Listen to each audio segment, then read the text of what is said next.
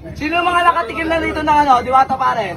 Halos lahat, halos lahat. Oh, walang sinungaling. Masarap ba? Hindi. Sigurado ba kayo? Titikman ko. Oh. Bawal magsinungaling ha. Ito, titikman natin. Asan yung isang kampo? Dito.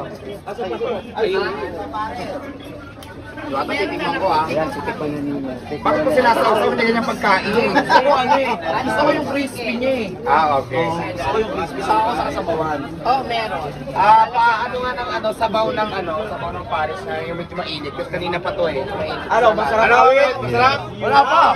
Wala pa. Wait. Yaman. Ay, dalawi to. Manyaman, nakputang animal.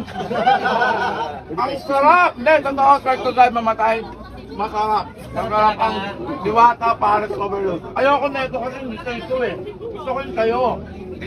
Yung kasama dun sa 100. Ano yung Kasi ayun yung pinunta ko dito eh. Katikman yung Pares niya and may bago siyang menu. Anong tawag dito? Barbecue. Tsaka yung chicken. Hindi siya chicken. Chicken. Ang sarap, promise. Sobrang sarap. Ay, abangan nyo si Wamos dito. Pupunta dito.